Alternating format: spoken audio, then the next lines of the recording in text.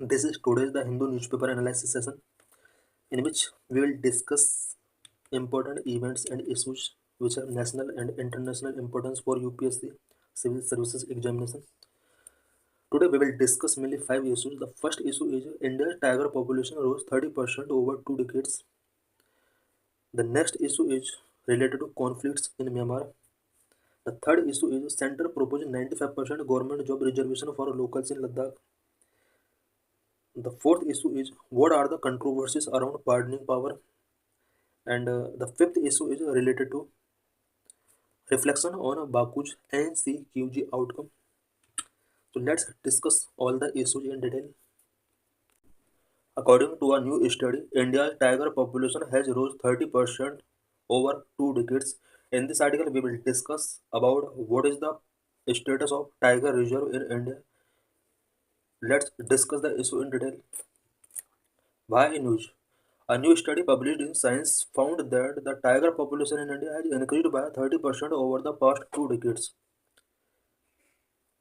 एक new study जो कि साइंस के अंदर पब्लिश हुई है, इस स्टडी के अकॉर्डिंग इंडिया के अंदर लास्ट 2 डिकेड में टाइगर पॉपुलेशन 30% तक इंक्रीज हुआ है। Every 4 years India carries out a census of the tiger population across India. The latest estimate put the tiger population at 2961। India के अंदर एवरी 4 ईयर में tiger population का census किया जाता है। लेटेस्ट एस्टिमेशन के अकॉर्डिंग इंडिया के अंदर टोटल टाइगर पॉपुलेशन 2967 है। It explored the socio-ecological factors that had enabled tiger recovery and persistence despite high human density and economic challenges amid rapid urbanization. Because India के अंदर rapid urbanisation हो रहा है, high human density and economic challenges सामने आ रहे हैं, इसके बावजूद भी इंडिया में टाइगर पॉपुलेशन का रिकवरी यहाँ पर हुआ है। और इसके लिए various social ecological factors responsible है, जिसकी वजह से यहाँ पर टाइगर पॉपुलेशन इंक्रीज हुआ है। Tigers were reportedly increasing at the rate of about 6% per annum, and the area that they occupied was roughly stable at about 89,000 square kilometers since 2014। India के अंदर पर एनम टाइगर पॉपुलेशन का increasing rate 6% रहा है, and इनके द्वारा जो occupied area है वो रफली स्टेबल है, अबाउट 89,000 स्क्वायर किलोमीटर एरिया में टाइगर्स लिविंग कर रहे हैं। और 2014 से ये एरिया अभी भी स्टेबल है, इसको इंक्रीज करने की नीड है। Roaring success. India's achievement in tiger conservation is a global benchmark for wildlife recovery amid challenges. Factors supporting recovery includes tiger population को रिकवर करने में कौन कौन सा फैक्टर यहाँ पर रिस्पॉन्सिबल रहा है। Number 1, protected areas devoid of human sustain 85% of breeding tiger population. Tigers के लिए प्रोटेक्टेड एरियाज यहाँ पर इस्टेब्लिश किए गए हैं, जिसकी वजह से टाइगर पॉपुलेशन के लिए 85% एरिया जो है वो ब्रीडिंग के लिए सूटेबल है। It means total 89,000 square kilometre area में 85% एरिया ऐसा है जो टाइगर पॉपुलेशन की ब्रीडिंग के लिए सूटेबल है। Number 2, corridors help tiger dispersed and expand into multi use forest. Tiger के लिए यहाँ पर कुछ स्पेशल कॉरिडोर्स यहाँ पर इस्टेब्लिश किए गए हैं इंडिया के अंदर, जिसके वजह से टाइगर्स डिस्पर्स एंड इनके नंबर को एक्सपेंड होने में हेल्प मिला है। Number 3, strong livelihood framework that protect big cat. Big cat को प्रोटेक्ट करने के लिए इंडिया के अंदर कुछ लाइवलीहुड फ्रेमवर्क भी यहाँ पर इस्टेब्लिश किए गए हैं। What is the current status of tiger. India में टाइगर्स का करंट स्टेटस क्या है।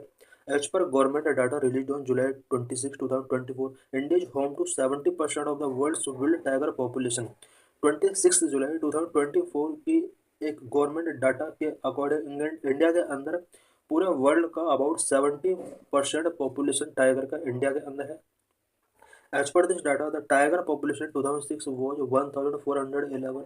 It increased to 1,706 in 2010 and to 2,226 in 2024. In 2018, the tiger population was 2,967. India के अंदर 2006 में टाइगर पॉपुलेशन 1,411 था। 2010 में इसका नंबर इंक्रीज हुआ और 1,706 तक रीच हुआ। 2024 में टाइगर पॉपुलेशन जो रहा वो 2967 रहा। यहाँ पर ये मिसप्रिंट है, 2226 दिया हुआ है। India has 53 tiger reserve. Total tiger reserve India के अंदर 53 है। Nearly half of the tigers are now outside a designated protected zone that led to increasing instances of human-animal conflict. Half से ज़्यादा टाइगर डेजिग्नेटेड प्रोटेक्टेड जोन से बाहर है, जिसकी वजह से ह्यूमन एनिमल कॉन्फ्लिक्ट के इंस्टेंसेस काफ़ी इंक्रीज हुए हैं। What are the factors to increase tigers population? Tiger population increase हुआ है, कौन कौन सा फैक्टर्स रिस्पॉन्सिबल है इसके लिए? Number 1 strong legislative framework, number 2 scientific strategies, number 3 protected areas, number 4 anti poaching measures. Strong legislative framework. India's tiger recovery has strengthened due to a strong legislative framework, including the Wildlife Protection Act, Forest Conservation Act, and National Tiger Conservation Authority. India के अंदर tiger recovery के लिए legislative framework यहाँ का responsible है, क्योंकि India के अंदर कुछ स्ट्रॉन्ग लेजिस्लेटिव फ्रेमवर्क पर वर्क किया गया है, such as wildlife protection act, forest conservation act, national tiger conservation authority India के अंदर इस्टेब्लिश किया गया है। Number 2 scientific strategies. Remarkable success achieved through a meticulous balance of scientific strategy and strategic blend of land sharing and land sparing. India के अंदर scientific strategies और land sharing and land sparing के बीच में एक मेटिकुलस बैलेंस यहाँ पर establish किया गया है। यही वजह है कि इंडिया के अंदर टाइगर पॉपुलेशन काफ़ी इंक्रीज हुआ है।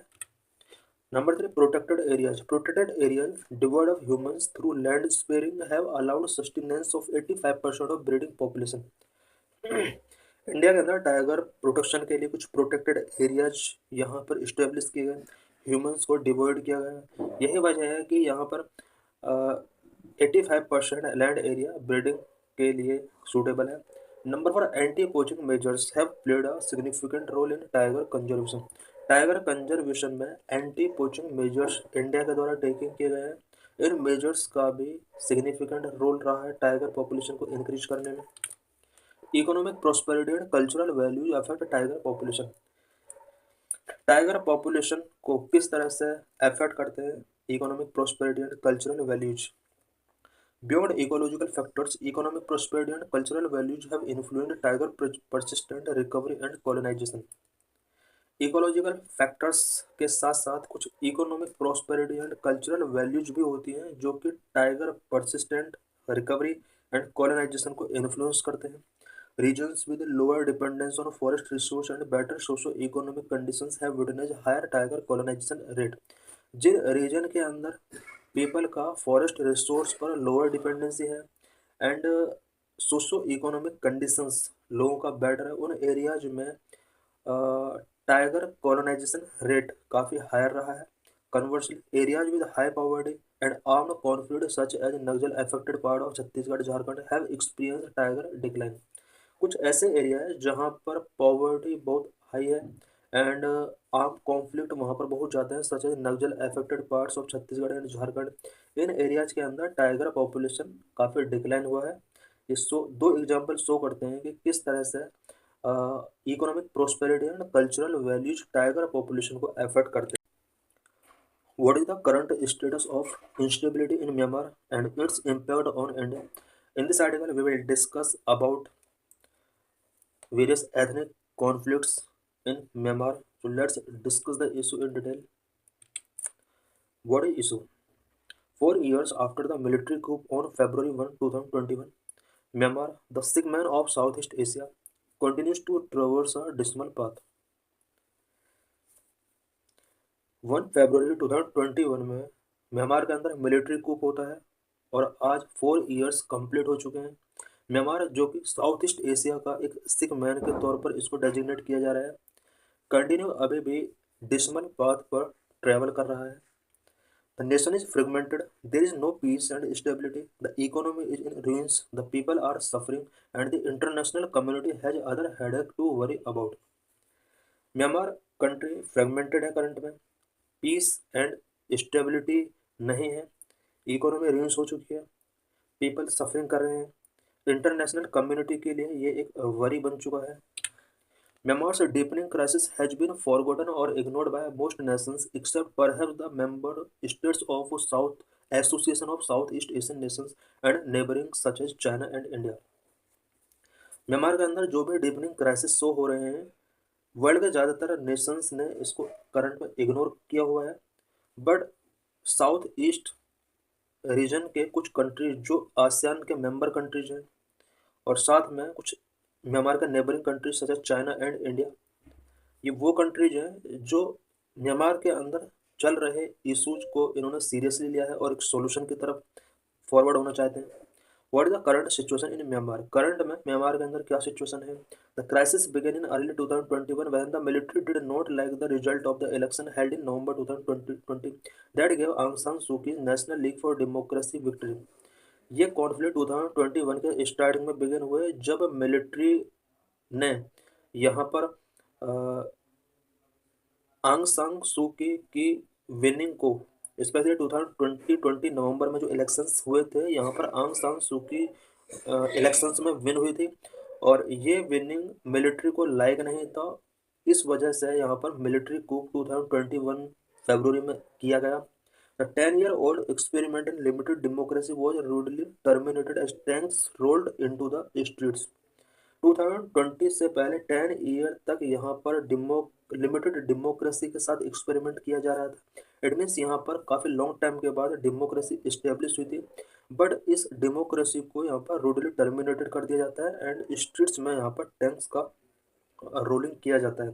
Various consequences of these conflicts are given. अब क्या क्या कंसिक्वेंसेस हुए इस कूप की वजह से? नंबर 1, आर्म्ड बैटल एक्सपेंडेड, यहाँ पर आर्म्ड बैटल्स एक्सपेंड हुए। Number 2, high cost of conflict. Number 3, brutality and inhumanity.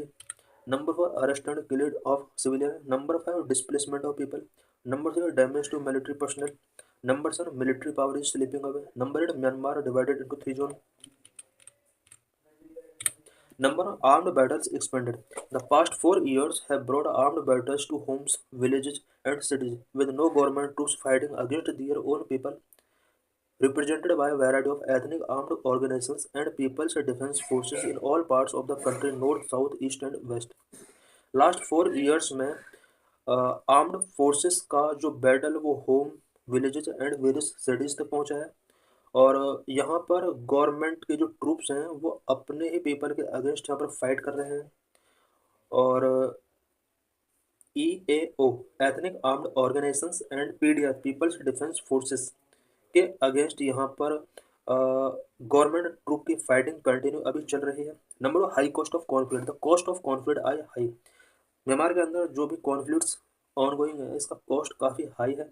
Brutality and inhumanity, indiscriminate attacks and unlawful killing by the Janata has characterized by their brutality and inhumanity। Myanmar के अंदर इनडिस्क्रिमिनेटेड attack हो रहे हैं, unlawful killings यहाँ पर हो रही हैं जो कि ब्रूटलिटी एंड इनह्यूमैनिटी को शो कर रही हैं।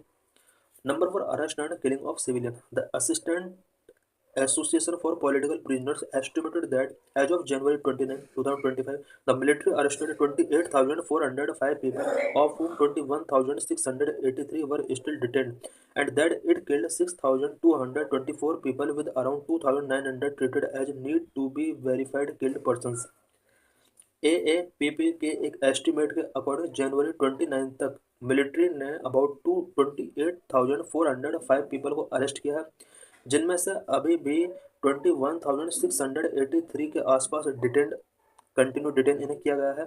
इनमें से 6,224 पीपल को यहाँ पर किल्ड कर दिया गया है और 22,900 ऐसे पीपल हैं जिन्हें need to be verified killed prisons में यहाँ पर ट्रीट किया जा रहा है। Number 1, displacement of people. Besides over 3.3 million people are now internally displaced across the country.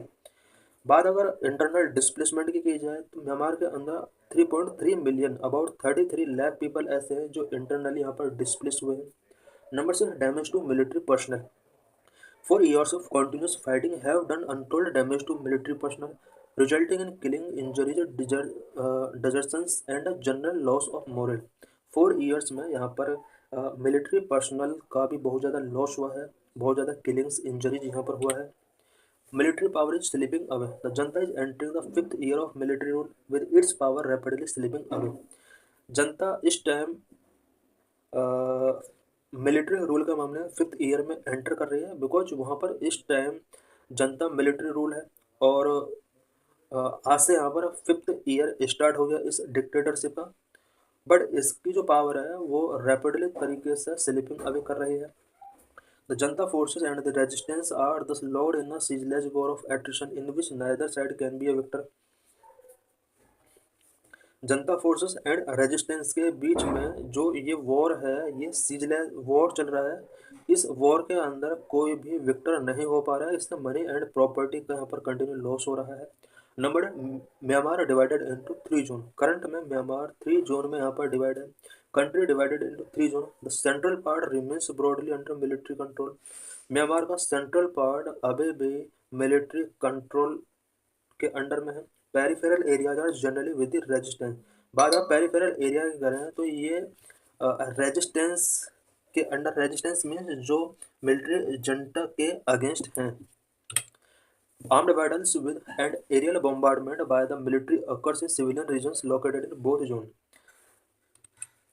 Central part and peripheral areas, दोनों एरियाज में यहाँ पर आर्म्ड बैटल्स कंटिन्यू है, एरियल बॉम्बार्डमेंट कंटिन्यू यहाँ पर चल रहे हैं।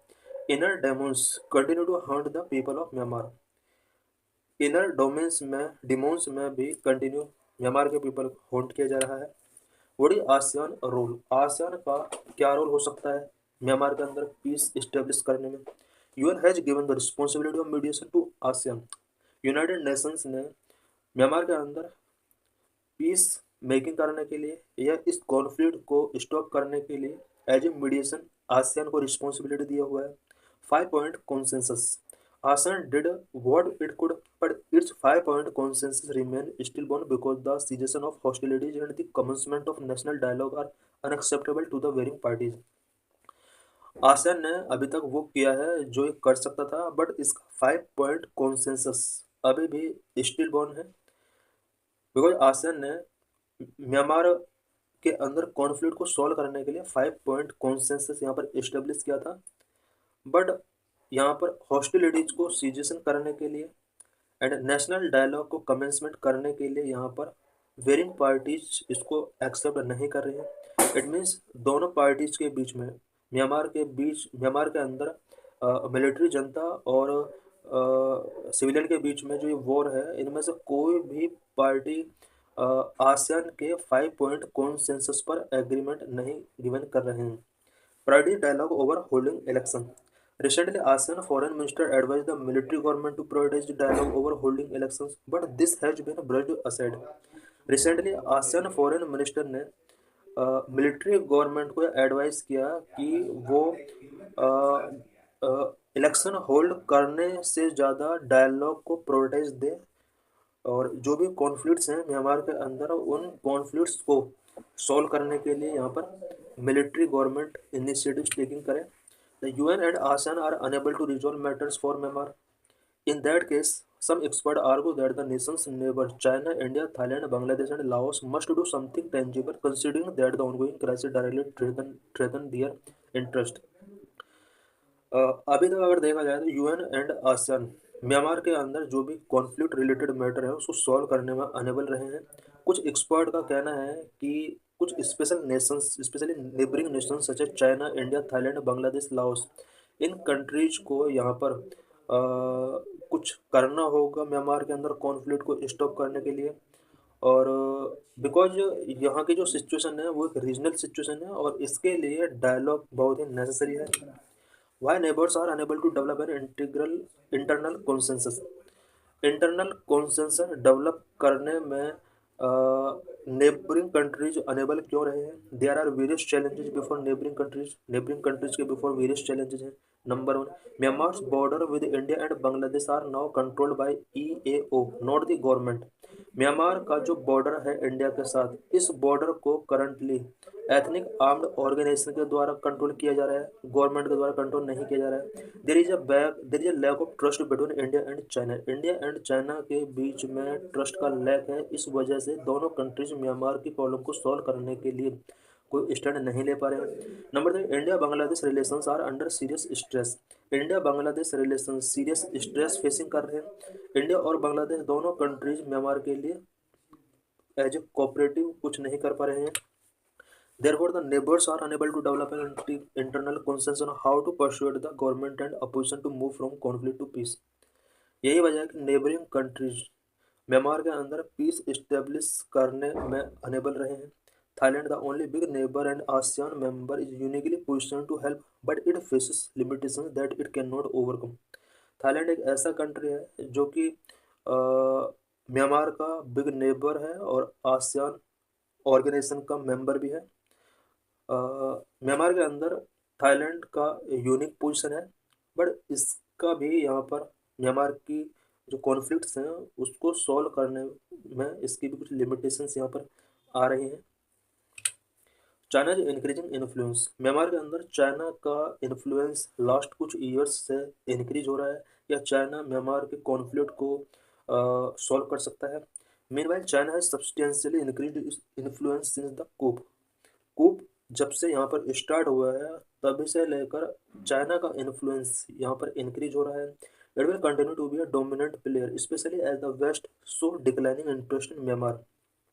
म्यांमार के अंदर जो भी यहाँ पर कॉन्फ्लिक्ट्स हैं, इन कॉन्फ्लिक्ट्स को लेकर वेस्टर्न कंट्रीज का इंटरेस्ट काफ़ी डिक्लाइन हुआ है। तो डिक्लाइन की वजह से चाइना का इंटरेस्ट म्यांमार के अंदर काफ़ी इंक्रीज हुआ है। China is the only outside power with the means capacity and motivation to influence the Myanmar's internal conflict. Myanmar के इंटरनल कॉन्फ्लिक्ट को इन्फ्लुएंस करने में चाइना का एक इम्पोर्टेंट रोल हो सकता है। बिकॉज चाइना का इन्फ्लुएंस म्यांमार के अंदर बढ़ रहा है, तो चाइना की रिस्पॉन्सिबिलिटी है कि वो म्यांमार के अंदर चल रहे जो भी कॉन्फ्लिक्ट्स हैं उसको सॉल्व करने के लिए इनिशिएटिव्स टेकिंग करें। Conclusion, hence the conclusion is that the people of Myanmar should stop hoping that help will come from the outside। Myanmar के पीपल को ये होपिंग करना स्टॉप करना होगा कि आउटसाइड से किसी टाइप का हेल्प इन्हें मिलने वाला है। If their leaders are unable to talk rather than let their gun do the talking, sadly the people will continue paying a hefty price for their leaders following. Because Myanmar के अंदर जो to parties के बीच में यहाँ पर ये conflicts हैं, इन पार्टीज के लीडर्स अदर कंट्री के साथ टॉक नहीं करना चाहते और इस वजह से यहाँ पर नॉर्मल पीपल को इसका प्राइस यहाँ पर पे करना पड़ रहा है। नॉर्मल पीपल का यहाँ पर किलिंग हो रहा है, इन ह्यूमैनिटेरियन क्राइसिस यहाँ पर शो हो रहे हैं।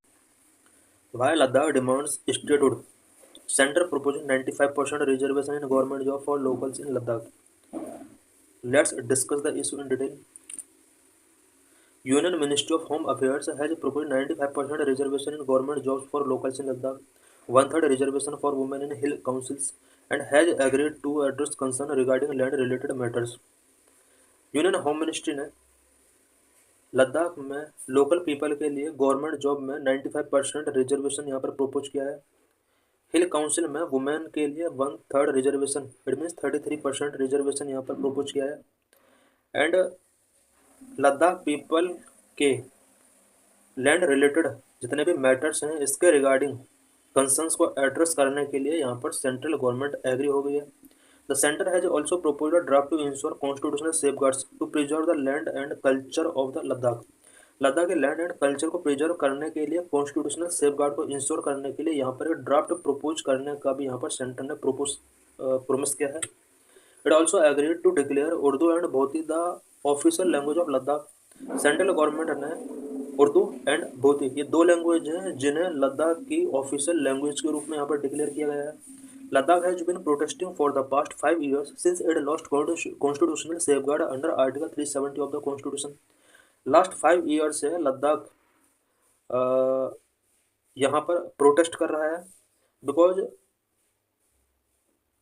कॉन्स्टिट्यूशन के आर्टिकल 370 के अंदर इन्हें जो कॉन्स्टिट्यूशनल सेफगार्ड मिले हुए थे वो लॉस्ट हो चुके थे। लॉस्ट होने के बाद यहाँ पर 5 years तक कंटिन्यू प्रोटेस्ट चल रहे थे। अब इन पीपल के डिमांड को फुलफिल करने के लिए यहाँ पर सेंट्रल गवर्नमेंट एग्री हो गई है। What were demands of people of Ladakh, Ladakh के पीपल की मेन डिमांड यहाँ पर क्या क्या रहे हैं। The special status of Jammu and Kashmir under Article 370 of the Constitution was read down by the Parliament. Special status of Jammu and Kashmir, article 370 के अंदर इसमें स्पेशल स्टेटस का प्रोविजन किया गया था। पार्लियामेंट के द्वारा इसको रीड डाउन कर दिया गया है, इट मीन्स इसको खत्म कर दिया गया है। On August 5, 2019 the former state of Jammu and Kashmir was split into two UTs, Jammu and Kashmir and Ladakh. अगस्त 5, 2019 को former state of Jammu and Kashmir को यहाँ पर टू यूटीज में स्प्लिट कर दिया जाता है। Number 1 Jammu and Kashmir and number 2 Ladakh.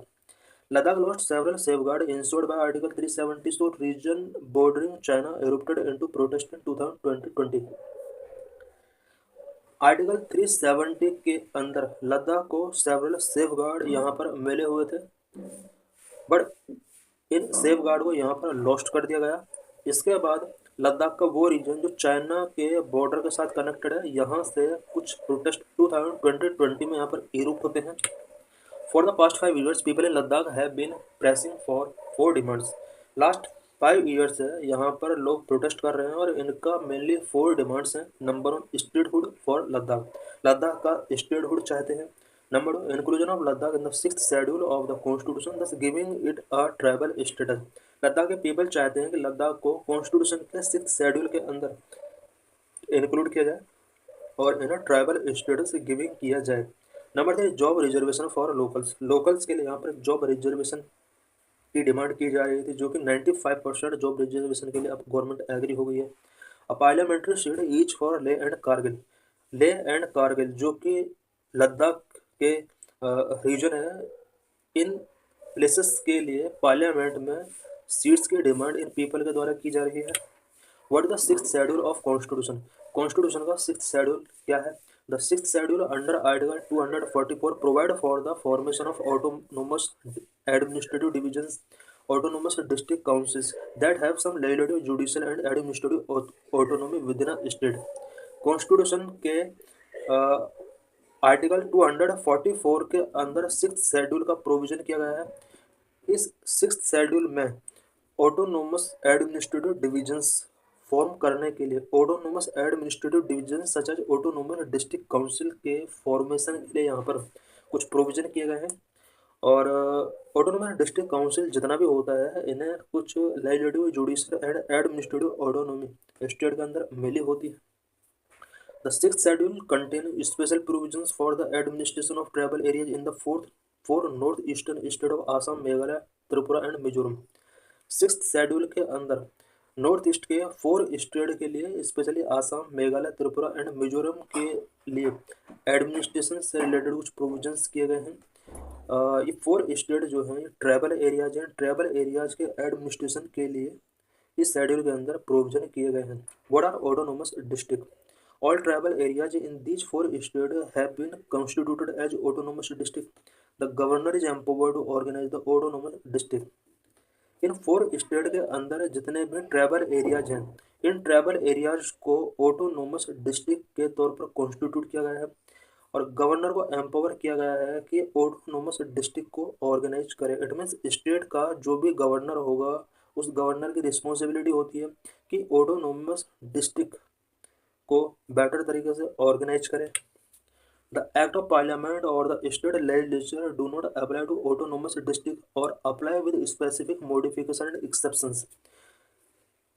Parliament या स्टेट लेजिस्लेचर के जितने भी एक्ट होंगे, वो एक्ट ऑटोनोमस डिस्ट्रिक्ट्स पर अप्लाई नहीं होंगे, और अगर अप्लाई किए जाते हैं तो स्पेसिफिक मॉडिफिकेशंस एंड एक्सेप्शंस के साथ यहाँ पर अप्लाई किए जा सकते हैं। The power of direction in this regard lies either with the president और गवर्नर। किसी भी पार्लियामेंट या स्टेट लेजिस्लेचर के एक्ट को अगर ऑटोनोमस डिस्ट्रिक्ट के अंदर अप्लाई करना है तो इसके रिगार्डिंग पावर ओनली प्रेसिडेंट या गवर्नर के पास होगी। What are district councils? Each autonomous district has a district council consisting of 30 members of whom 4 are nominated by the governor and the remaining, it means 26, are elected on the basis of adult franchise। जितने भी autonomous district होते हैं, हर district के अंदर district council होता है जो कि 30 मेंबर्स के द्वारा कंसिस्ट होता है। 30 मेंबर्स में से 4 मेंबर्स गवर्नर के द्वारा नॉमिनेटेड होते हैं, 26 मेंबर्स इलेक्टेड मेंबर्स होते हैं। The elected members hold office for a term of 5 years and nominated members hold office during the pleasure of the governors. Elected member जितने भी होते हैं ऑटोनोमस डिस्ट्रिक्ट काउंसिल के अंदर, टर्म इनका 5 years का होता है। एंड नॉमिनेटेड मेंबर का जो ऑफिस टर्म होता है वो प्लेजर ऑफ द गवर्नर के अकॉर्डिंग ऑफिस पर रह सकता है। Each autonomous region has a separate regional council. हर ऑटोनोमस रीजन के अंदर एक सेपरेट रीजनल काउंसिल भी होता है। What are the power of council? Regional and district councils administer the areas under their jurisdiction. Regional and district council अपने jurisdiction के अंदर एरिया को एडमिनिस्टर करते हैं। They can make law on certain specified matters like land, village administration, forest, canal water, shifting cultivation, the inheritance of property, marriage and divorce, social customs and so on. District council का यहाँ पर कुछ power दिया हुआ है। District council यहाँ पर land, village administration, forest, canal water, shifting cultivation, inheritance of property, marriage and divorce, social custom से रिलेटेड किसी भी लॉ को मेक कर सकता है। इट मीन्स इससे रिलेटेड, इन मैटर से रिलेटेड जितने भी लॉ मेकिंग किए जाएंगे वो डिस्ट्रिक्ट काउंसिल के थ्रू ही किए जाएंगे। Number 2, councils can constitute village council or court for trial of suits and cases between the tribes they hear appeal from them। Councils को ये भी पावर दी गई है कि वो विलेज काउंसिल और कोर्ट कॉन्स्टिट्यूट कर सकते हैं सो दैट ट्राइबल पीपल के बीच में केसेस को सॉल्व करने के लिए ट्रायल स्टार्ट कर सके। विलेज काउंसिल या कोर्ट के पास पावर है कि वो पीपल की अपील को हेयर करे।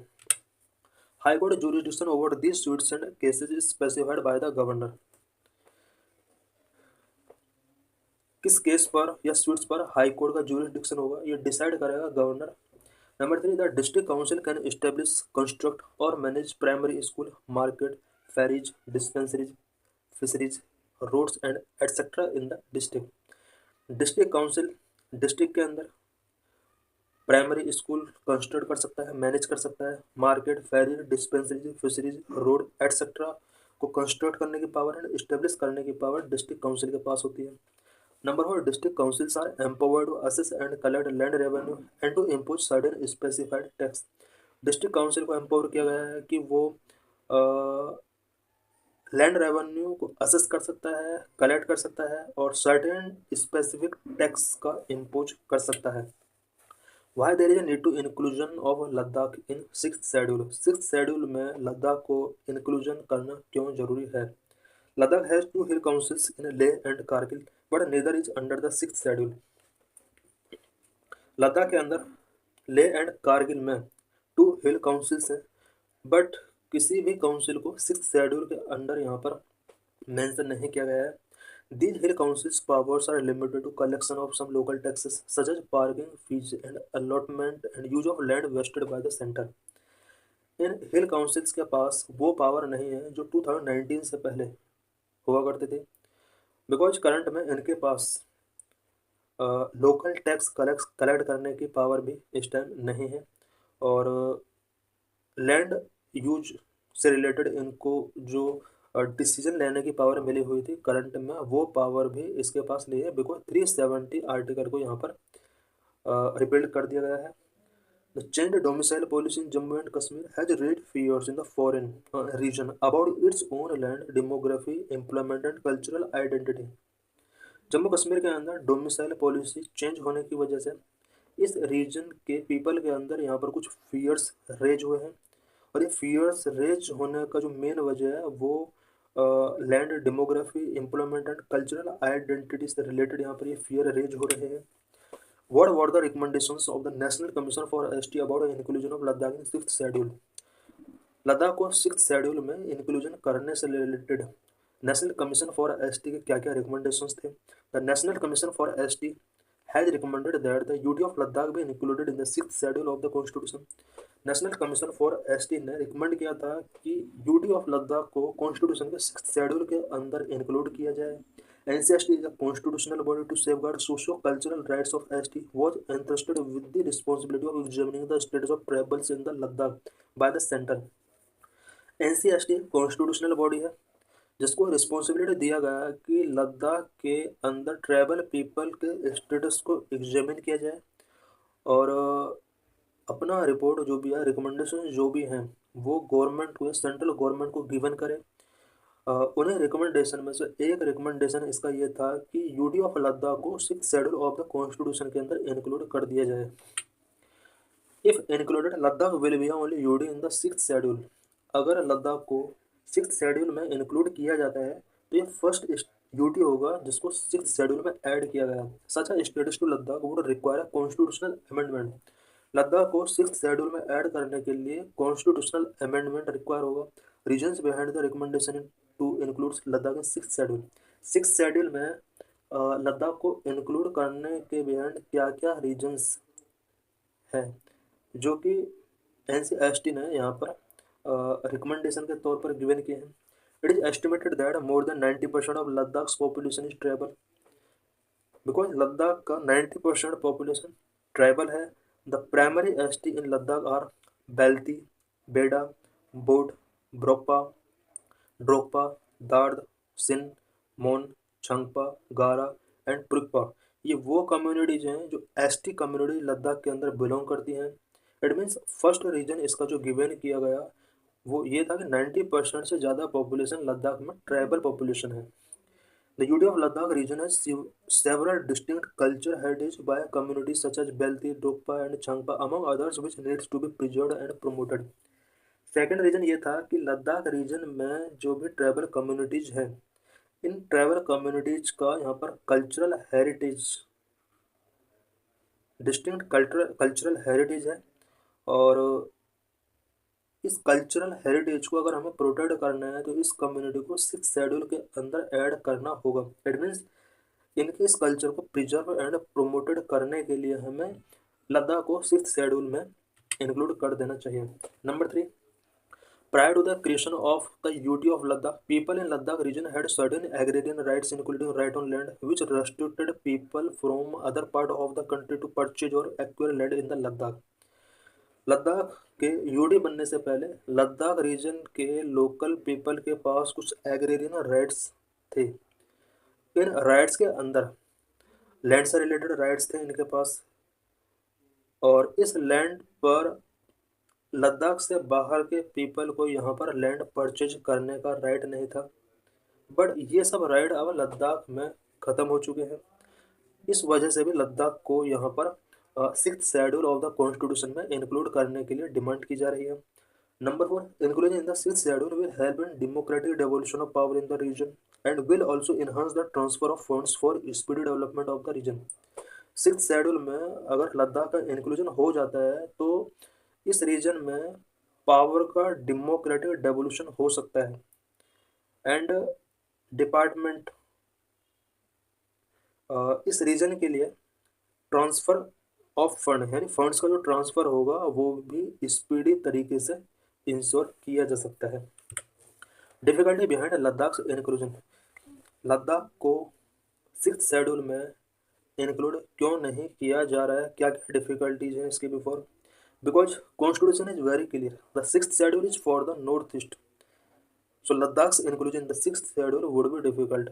कॉन्स्टिट्यूशन के अंदर क्लियरली 6th शेड्यूल के अंदर नॉर्थ ईस्ट स्टेट को यहाँ पर मेंशन किया गया है।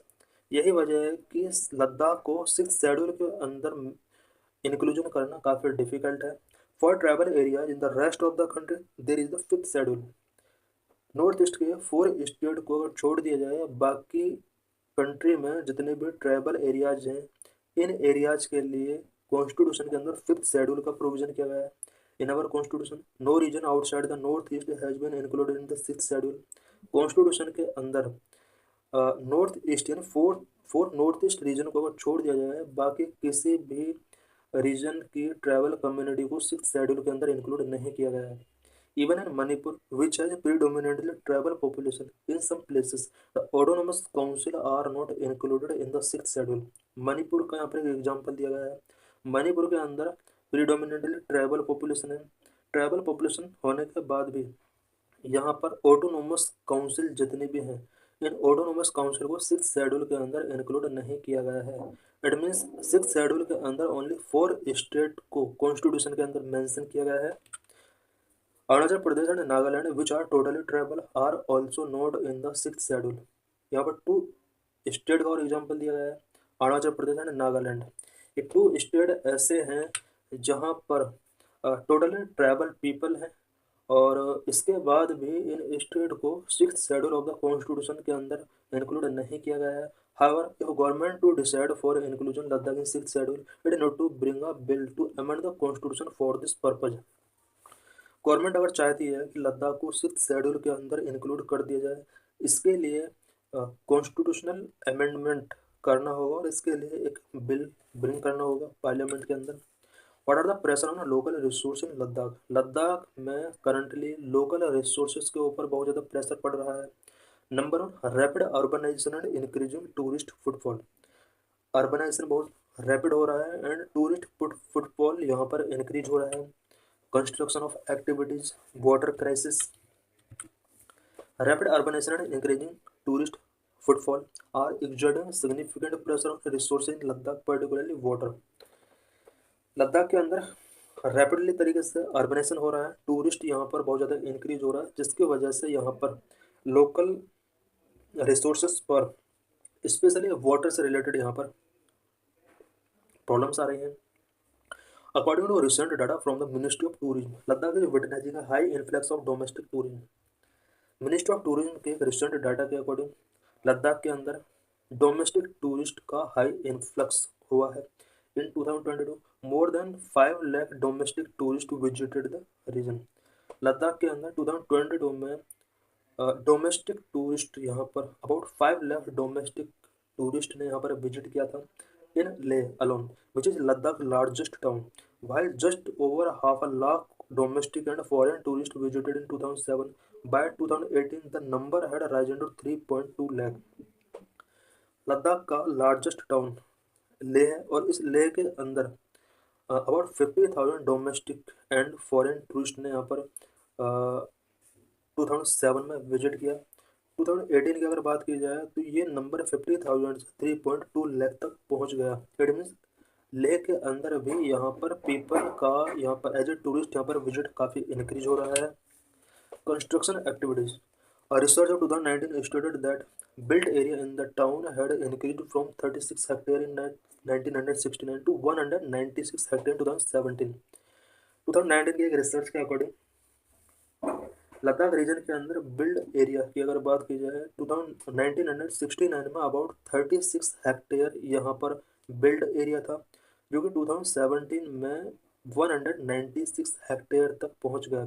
इट मीन्स इस टोटल रीजन के अंदर 196 हेक्टेयर रीजन पर कंस्ट्रक्शन किया जा चुका है। Water crisis, a report on water related issue in Leh published in 2019, tourist used about 100 liter of water a day in summers and 60 liter in winter, whereas a local used about 75 liter a day in summer and 50 liter in winter। Leh में एक water related यहाँ पर एक report यहाँ पर publish की गई थी 2019 में।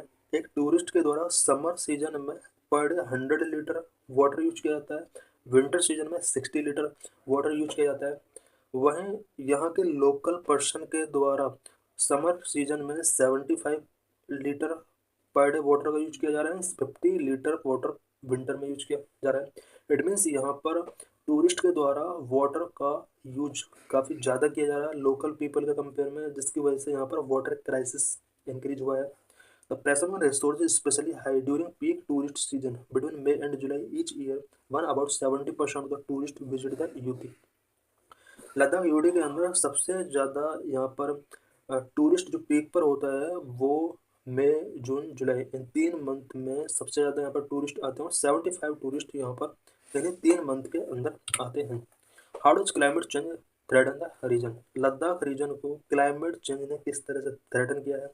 In the last 2 decades, Ladakh has been affected by several floods, landslides, and extreme rainfall events। last 2 decades में लद्दाख के अंदर several floods, landslides, and extreme rainfall events हुए हैं। इन इवेंट्स की वजह से लद्दाख काफ़ी अफेक्ट हुआ है। Flash flood for instance in August 2010 several part of Ladakh specially Leh were hit by flash floods, nearly 255 people died. 2010 में लद्दाख के अंदर लद्दाख के बिगेस्ट सिटी लेह के अंदर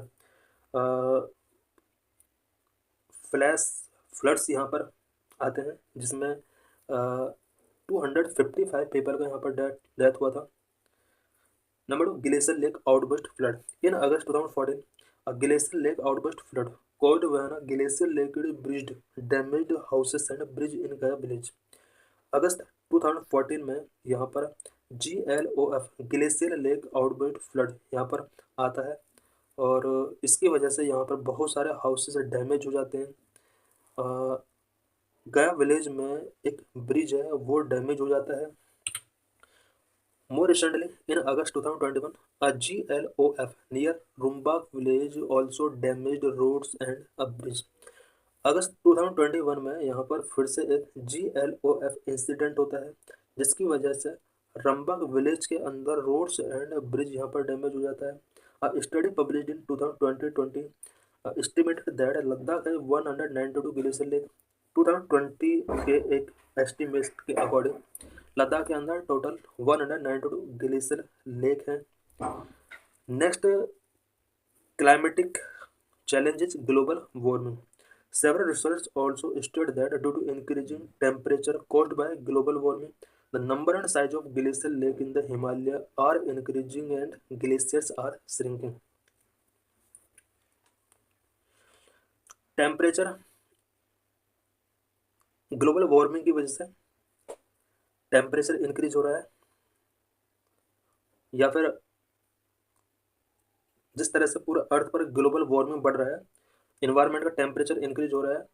इस टेम्परेचर इंक्रीजिंग की वजह से ग्लेशियर लेक का नंबर एंड साइज इंक्रीज हो रहा है, बिकॉज यहाँ पर आइस मेल्ट हो रहा है और ग्लेशियर जो हैं वो श्रिंक हो रहे हैं।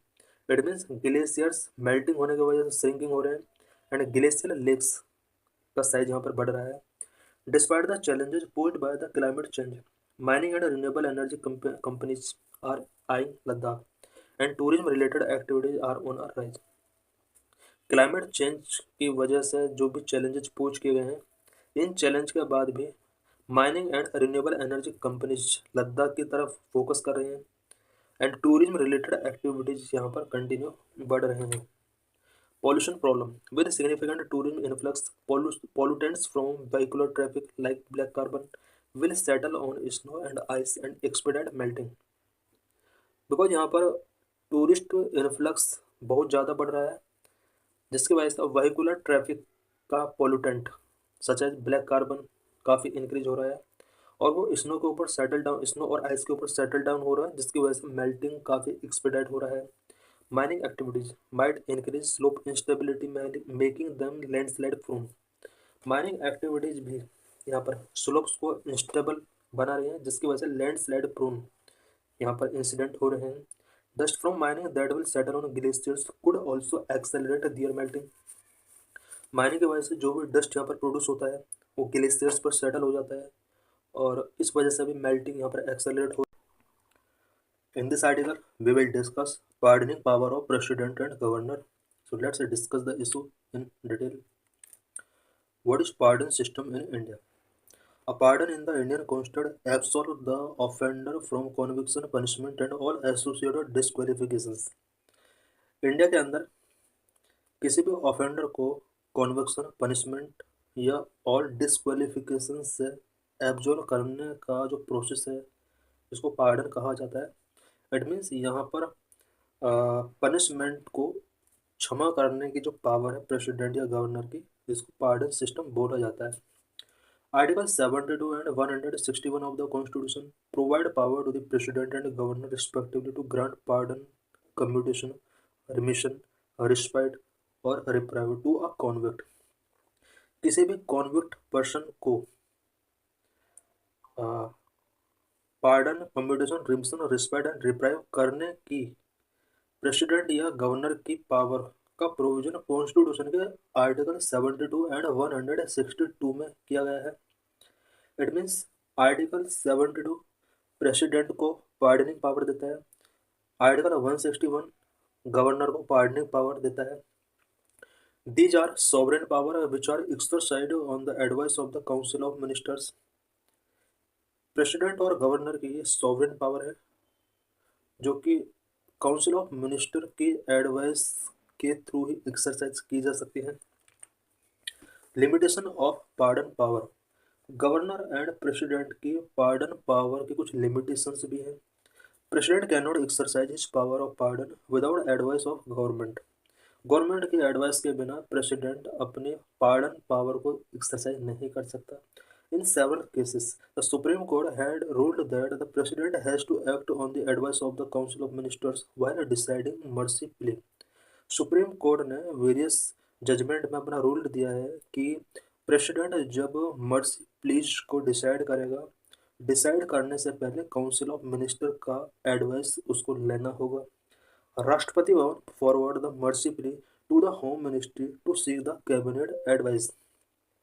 राष्ट्रपति भवन मर्सी प्लीज को कैबिनेट की एडवाइस सीक करने के लिए होम मिनिस्ट्री के पास भेजता है। Then home ministry forward this to the concern state government.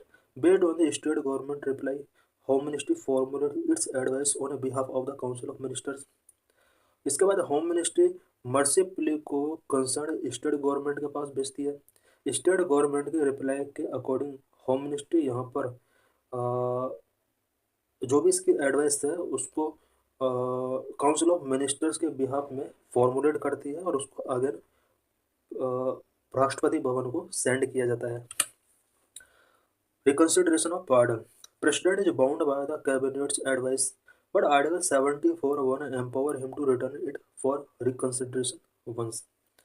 President के लिए यहाँ पर कैबिनेट एडवाइस के लिए यहाँ पर बाउंड किया गया है, बट कॉन्स्टिट्यूशन का आर्टिकल 74 के अंदर प्रेसिडेंट को यह एम्पावर किया गया है कि कैबिनेट की एडवाइस को वो रिटर्न कर सकता है for reconsideration.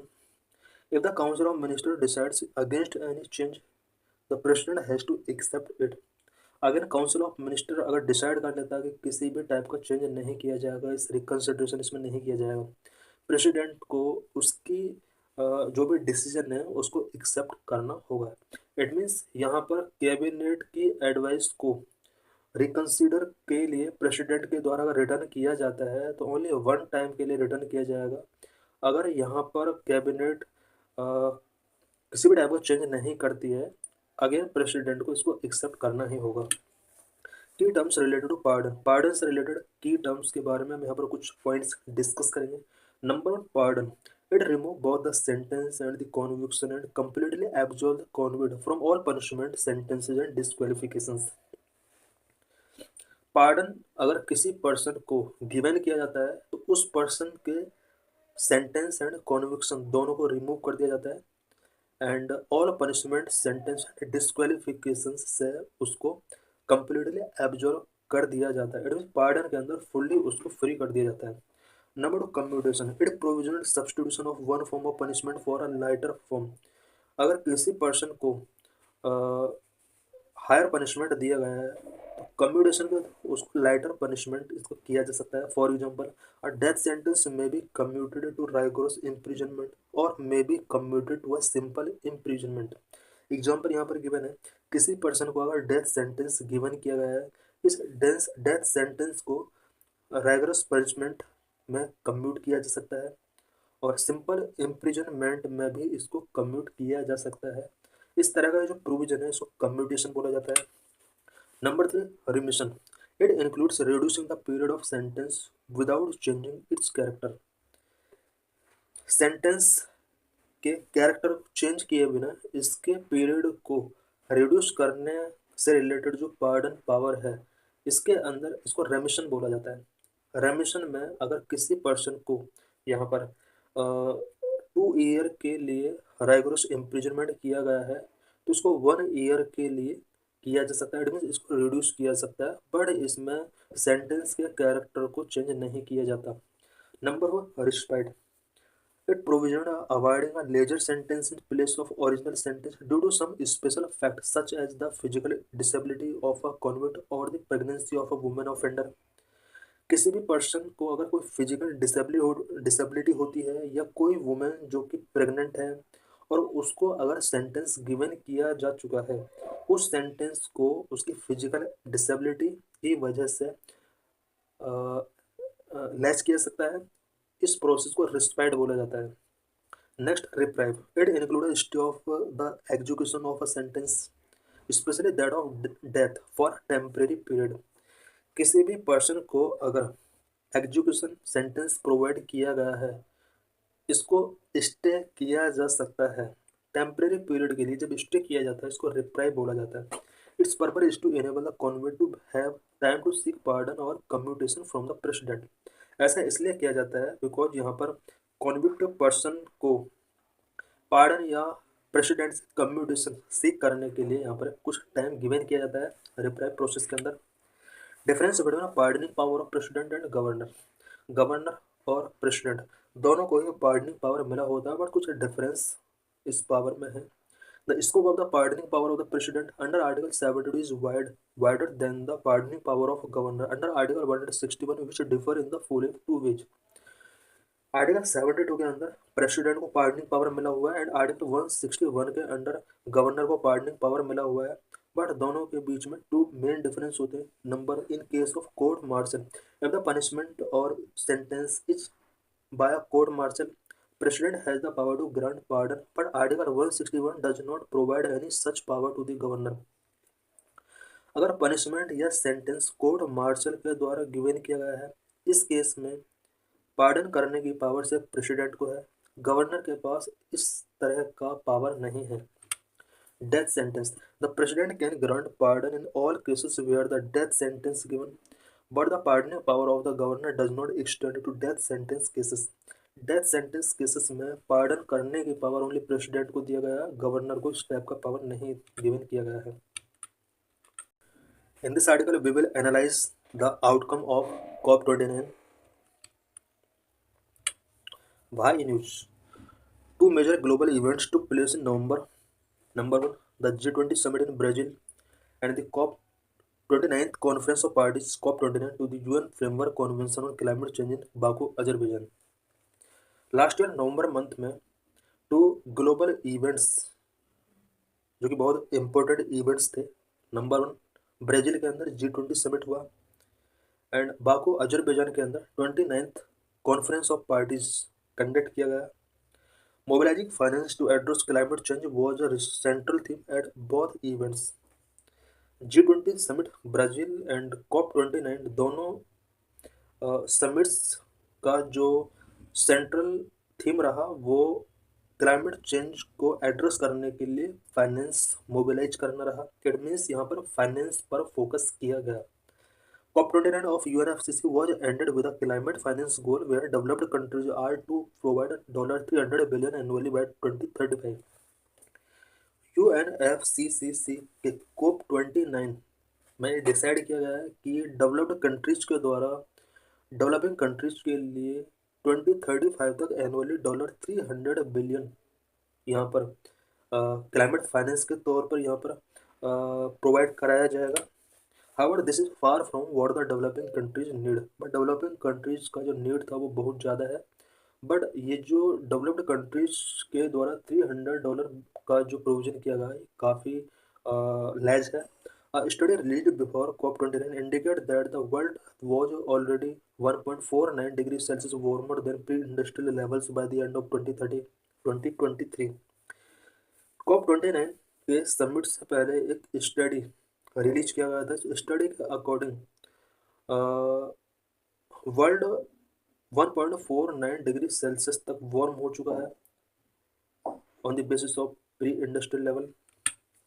What are takeaways from COP29? COP29 के क्या क्या टेकअवेज रहे? Number 1, finance commitment step up. यहाँ पर फाइनेंस कमिटमेंट स्टेप अप हुआ। Number 2, NCQG outcome disappointing. Nationally contribution quantified goal ने यहाँ पर डिसअपॉइंट किया। Fail to recognize the financial need of the global south. Global south की जो भी फाइनेंशियल नीड्स थी उसको रिकॉग्नाइज नहीं किया गया। Number 4, agreement on carbon market. Carbon market से रिलेटेड यहाँ पर कुछ एग्रीमेंट्स किए गए। Number of finance commitment step up. COP29 saw the finance commitment step up from the earlier commitment of $100 billion a year to $300 billion a year. COP29 के अंदर कुछ finance commitment को स्टेप अप किया गया, जहां पर फाइनेंस कमिटमेंट पहले 100 billion per year था, वहीं अब ये 300 बिलियन पर ईयर हो गया. However, this is far from what the developing countries need to address the climate change as one of the greatest threat and challenge of our time. Climate change जो कि एक greatest threat है, इसको address करने के लिए developing countries को जितना फाइनेंस चाहिए उतना फाइनेंस डेवलप्ड कंट्रीज के द्वारा अभी भी प्रोवाइड करने के लिए कमिटमेंट नहीं किया गया. Number NCQG outcome is disappointing and does not seem to have aligned with the objective of why the goal was set up in the first place. NCQG जो डेवलप किया गया था, इसका जो ऑब्जेक्टिव था, इस ऑब्जेक्टिव के अकॉर्डिंग यहाँ पर वर्क नहीं किए जा रहे. NCQG के ऑब्जेक्टिव को या गोल को अचीव करने के लिए उतने एफर्ट इससे रिलेटेड नहीं किए गए. Failed to recognize the financial need of the global south, it clearly bypassed the principles of equitable burden sharing and climate justice as it failed to recognize the financial need of the global south. Principal of equitable burden sharing, जिस country का global emission में जितना role है उसका financial support भी उतना ही ज़्यादा होना चाहिए. This is known as principle of equitable burden sharing. But इसको पूरी तरह से यहाँ पर बाईपास किया गया COP29 क्लाइमेट समिट के ड्यूरिंग, जिसकी वजह से यहाँ पर फाइनेंशियल नीड्स जो भी ग्लोबल साउथ की थी उसको रिकॉग्नाइज नहीं किया जा सका. Number 4 agreement on carbon market concluded a decade of negotiations. Carbon market से रिलेटेड डिकेड से नेगोशिएशंस कंटिन्यू चल रहे थे, बट COP29 के अंदर यहाँ पर कार्बन मार्केट से रिलेटेड कुछ एग्रीमेंट्स कंट्रीज के बीच में किए गए, which will help direct capital to the most efficient emission reduction project worldwide. Emission reduction के लिए यहाँ पर डायरेक्ट कैपिटल हेल्प करने के लिए कार्बन मार्केट से रिलेटेड यहाँ पर एग्रीमेंट किए गए हैं. India is likely to be a major beneficiary in this regard. Carbon market से रिलेटेड जो भी एग्रीमेंट COP29 के अंदर किए गए हैं, इससे इंडिया को सबसे ज़्यादा बेनिफिट मिलने वाला है. Would hinder to reaching a consensus. COP29 में किसी भी टाइप का कॉन्सेंसस रीच नहीं किया सका. इसके लिए क्या क्या हिंडर्स रहे? Challenging that hinder reaching a consensus. Number 1, the powerful fossil fuel lobby, especially the oil and gas lobby. Because COP29 summit के अंदर ज़्यादातर countries fossil fuel powered country थे, especially oil and gas lobby countries ने इसमें participate किया. इस तरह के कंट्रीज जब डिसीजन मेकर बन जाएंगे तो ये किसी भी तरह से कॉन्सेंसस रीच नहीं कर पाएंगे, बिकॉज क्लाइमेट का सीधा connection oil and gas and fossil fuel से है. Developed world's heavy reliance on fossil fuel. जितना भी डेवलप्ड कंट्रीज हैं, इन कंट्रीज का ज़्यादातर रिलायंस फॉसिल फ्यूल्स पर ही है, और ये कंट्री कभी नहीं चाहेंगे कि फॉसिल फ्यूल से अपने आप को ट्रांजिशन किया जाए. The re election of climate change deniers. World के कुछ कंट्रीज में ऐसे लीडर्स का री इलेक्शन हो रहा है जो कि क्लाइमेट चेंज डिनायर हैं. For example Donald Trump. Number 4, the differential impact of climate change across the globe, with the developing world more likely to be impacted than others. Because climate change का various countries के ऊपर different तरीके का impact है, और सबसे ज़्यादा impacted reason यहाँ पर डेवलपिंग कंट्रीज हैं. इस वजह से भी यहाँ पर कॉन्सेंसस रीच नहीं किया जा सका. Significance of various global negotiations. Various global negotiations के क्या सिग्निफिकेंस होते हैं? Some of the milestone COP to the celebrate. Number 1, Montreal protocol which came into force in 1989 has successfully helped to protect the ozone layer and eliminate certain chemicals used in refrigeration. Chlorofluorocarbon has significant contributed to the depletion of ozone layer. 1989 में Montreal protocol यहाँ पर start किया गया, और इस protocol के according refrigerator में जो क्लोरोफ्लोरोकार्बन का यूज किया जाता है, जो कि ओजोन लेयर के डिप्लेशन में एक इम्पोर्टेंट रोल प्ले करता है. इस प्रोटोकॉल के अकॉर्डिंग ओजोन लेयर को काफ़ी हद तक प्रोटेक्ट करने में सक्सेस मिला, बिकॉज सर्टेन केमिकल्स जो रेफ्रिजरेटर में यूज किए जाते थे उनको इस प्रोटोकॉल के अकॉर्डिंग रिमूव करने में हेल्प मिला। Number two, Kyoto protocol, the first global accord on reducing green house gas emissions which came into force in 2005। 2005 में ग्रीन हाउस गैस एमिशंस को रिड्यूस करने के लिए first global accord Kyoto protocol था, जो कि 2005 से स्टार्ट किया गया। It means green house gas emission से रिलेटेड पहला जो समिट हुआ वो क्योटो प्रोटोकॉल का समिट था, 2005 में इसको स्टार्ट किया गया था। Number 3, Paris agreement 2015, consensus on limiting global warming to 2 degree Celsius with revised national target every 5 years. Global warming को 2 डिग्री सेल्सियस तक लिमिट करने के लिए पेरिस एग्रीमेंट 2015 में कॉन्सेंसस यहाँ पर मेकिंग किए गए और एवरी 5 ईयर्स में नेशनल टारगेट को रिवाइज करने का यहाँ पर प्रोविजन किया गया। Number 4, Glasgow climate pact 2021 which introduced a loss and damage fund and in which nations declared their respective net zero date। Glasgow climate pact 2021 में हुआ। इस पैक्ट के अंदर लॉस एंड डैमेज फंड का प्रोविजन किया गया, जिसमें हर कंट्री को ये डिक्लेयर करना था कि वो अपना नेट जीरो का टारगेट किस ईयर तक अचीव कर लेगा। ये सब ग्लासगो क्लाइमेट पैक्ट 2021 में प्रोविजन किया गया। What are India's efforts to address climate को एड्रेस करने के लिए इंडिया की तरफ से क्या क्या एफर्ट्स टेकिंग किए गए हैं। In India several policies and finance have already been implemented to clean energy transition assuming that international climate finance contribution will be minimal. India के अंदर क्लीन एनर्जी ट्रांजिशन को इम्प्लीमेंट करने के लिए several policies and finance already prevail है, because India का मानना है कि इंटरनेशनल क्लाइमेट फाइनेंस कंट्रीब्यूशन वो मिनिमल है और अपने कंट्री लेवल पर ही हमें कुछ इनिशिएटिव टेकिंग करने होंगे।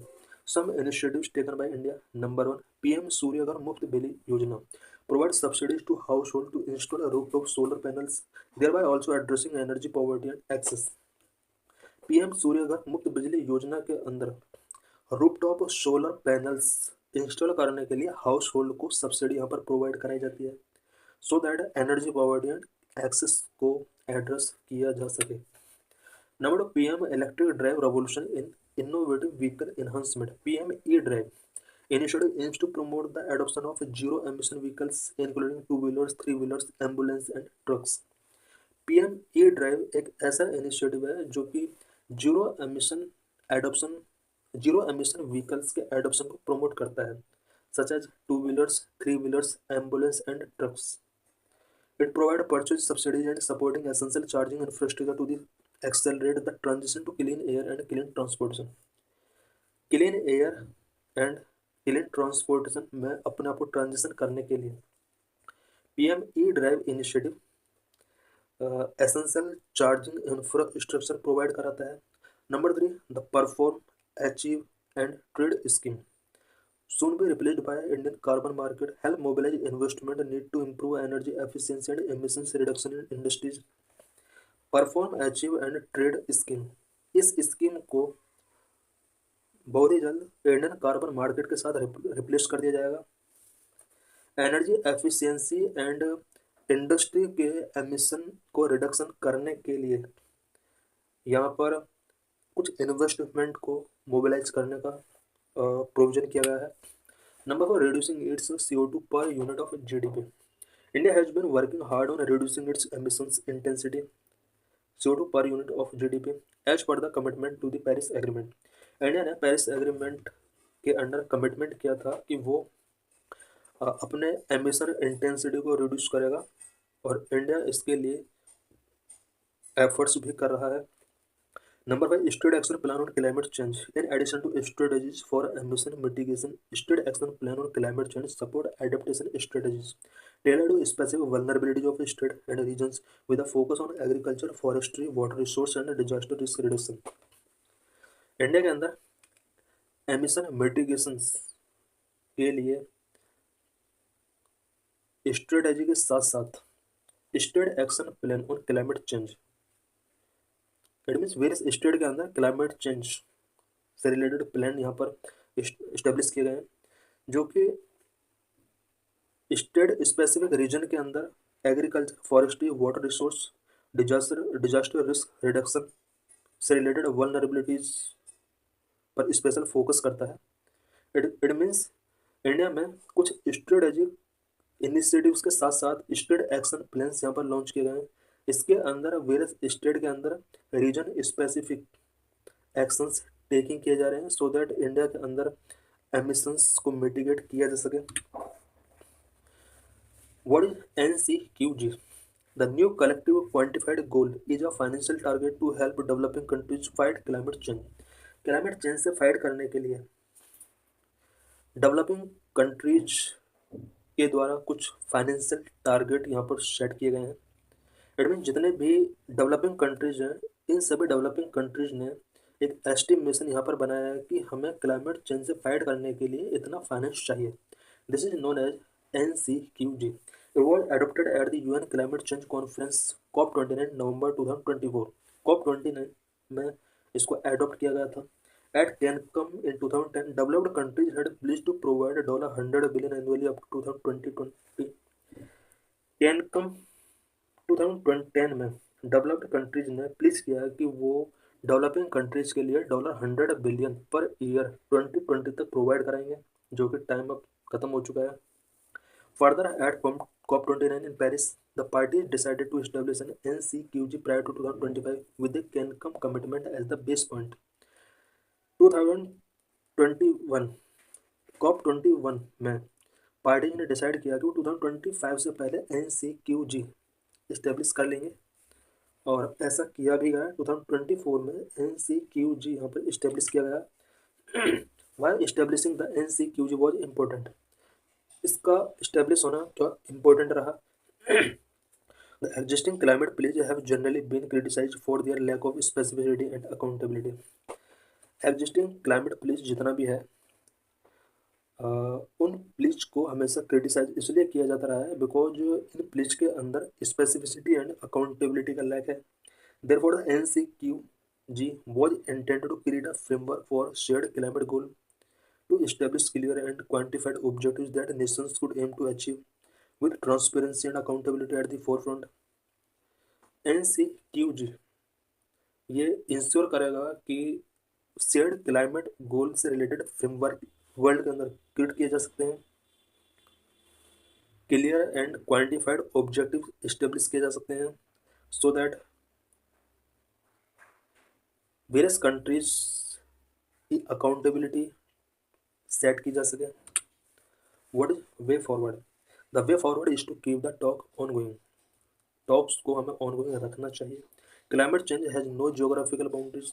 क्लाइमेट चेंज का कोई जियोग्राफिकल बाउंड्रीज नहीं होता। Thus it is imperative that the international community cooperate toward the global good, keeping climate justice at the core and respecting the principle of common but differentiated responsibility and respective capability CBTR and RC। International community को global good के लिए cooperate करना चाहिए so that climate justice को ensure किया जा सके, और CBDR एंड RC के प्रिंसिपल का रिस्पेक्ट किया जा सके। Developing countries must stick together and ensure that any transition is just and fair in the real sense. Developing countries को अपने आप को टुगेदर स्टिक करना होगा और ये इंश्योर करना होगा कि किसी भी टाइप का ट्रांजिशन रियल सेंस में जस्ट